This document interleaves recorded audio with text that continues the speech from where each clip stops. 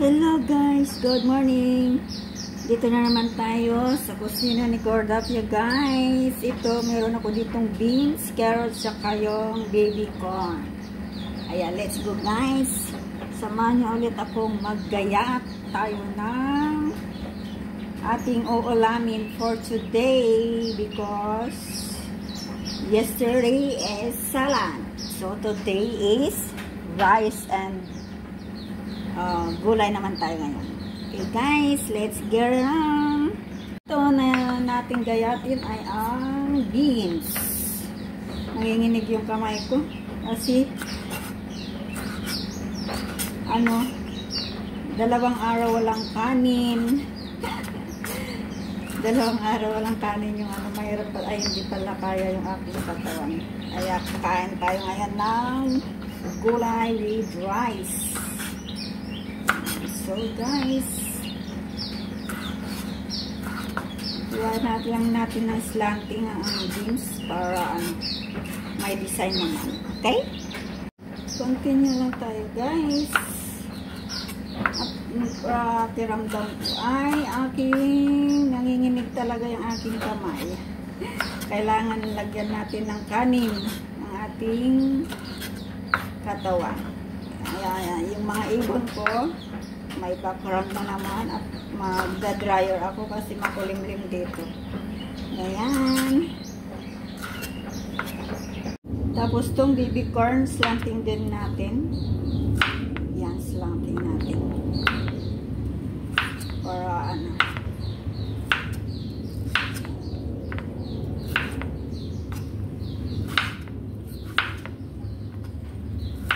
slanting din natin ang baby corn. Try natin nga ihalo to sa ating gugulayan. Okay, then the carrots. Diyan na lang yan. Natin din yung carrots. Hindi nawawala sa carrots din ang aking ginagawa. Niluluto. Always present. Okay, so nilapin lang natin ng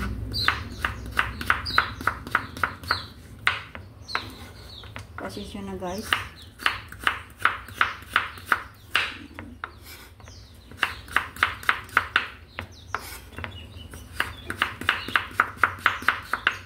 Okay. Lagyan na natin si sibuyas. Ay, lagi ako nalilito din. Bawang. Bawang and then sunod na natin yung sibuyas.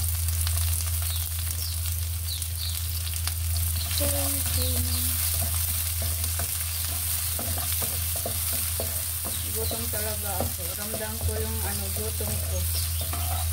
Hindi pwedeng hindi mawalan ng kanin talagang aking katawan at umiidad na. Kaya natin naidad na ang ating host. Okay. Ilagay natin yung lagyan na natin tong baby corn. Nagsama na natin yan.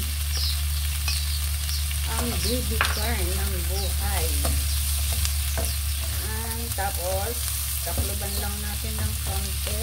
Palambutin lang natin. Guys! Ito na guys! Ang ating ginisa. Lagyan na natin si carrots guys.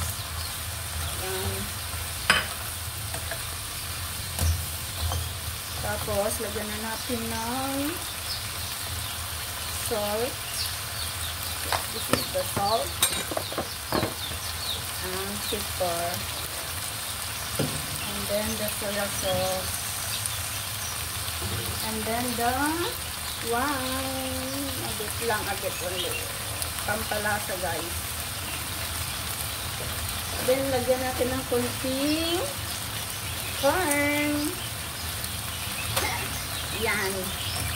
Diba may corn siya. May baby corn siya. Meron din siyang laman. Anong tawag din?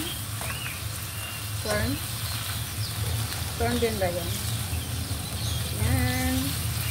Takpan ulit natin guys at ating palambutin yung carrots. Wow! Yan guys.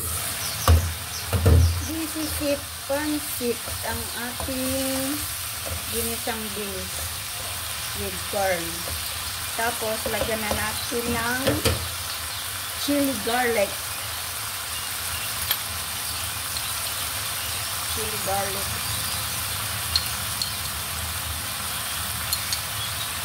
Chili garlic tayo. Diba? The chili garlic taste pala yun. So guys, hanggang dito na lang ulit tayo guys. Maraming salamat sa inyong panonood sa aking very simple ulit na recipe for today.